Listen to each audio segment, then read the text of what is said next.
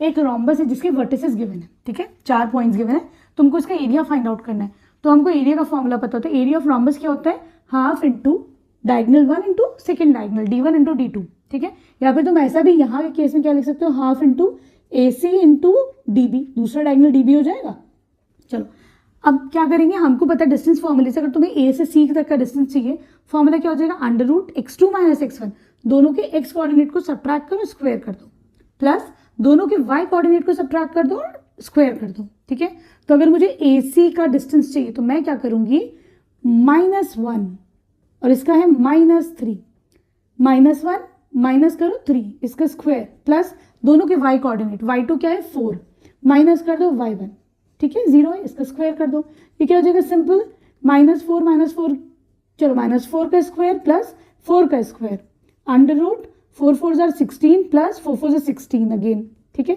देखो -4 भी 16 ही देगा, है ना। तो ये कितना हो जाएगा, अंडर रूट 32, ठीक है, या फिर बोल सकते हो उसको 4 4 16 इंटू 2, ठीक है। अब क्या होगा बच्चों, तुम यहाँ से 4 बाहर ला सकते हो स्क्वायर रूट से, है ना। तो ये हो जाएगा 4√2, तो DB निकालना है, चलो DB निकाल लेते हैं। अगेन DB में फिर से यही वाला फॉर्मूला लगेगा, ठीक, under root x2 minus x1 -2 -4 का square plus y2 minus y1 -1 -5 का स्क्वायर, ठीक है, अंडर रूट -6 का स्क्वायर अगेन -6 का स्क्वायर, ठीक है। ये हो जाएगा under root 6 6 36 plus 36 under root 72, ठीक। क्या लिख सकते हैं हम इसको, अंडर रूट 6 6 36 इंटू 2, ठीक है। क्या करोगे, 6 को बाहर ले लो, तो ये हो जाएगा 6√2। तो आपके पास AC भी आ गया, DB भी आ गया। अब आपको खाली एरिया निकालना है रोम्बस का, है ना। देखो बच्चों, अब एरिया ऑफ रोम्बस का फॉर्मूला क्या है, half into the product of the diagonals, यहाँ पे d1 इंटू d2, एक डायगनल d1 है दूसरा d2 है, into half into AC into DB, अभी तुमने निकाला है, हाफ इंटू 4√2 इंटू 6√2, ठीक है।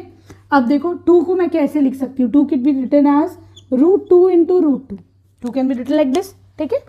तो देखो क्या करेंगे, यहाँ से √2 से √2 गया, √2 से √2 गया, क्या बचा 6 4 24 स्क्वायर यूनिट्स, क्योंकि तुमने यहाँ पे स्क्वायर यूनिट्स क्यों लगाया, क्योंकि मीटर सेंटीमीटर तुमको पता नहीं है, तो तुमने स्क्वायर यूनिट्स लगा दिया, ठीक है। क्लियर है, बहुत ही आसान क्वेश्चन था।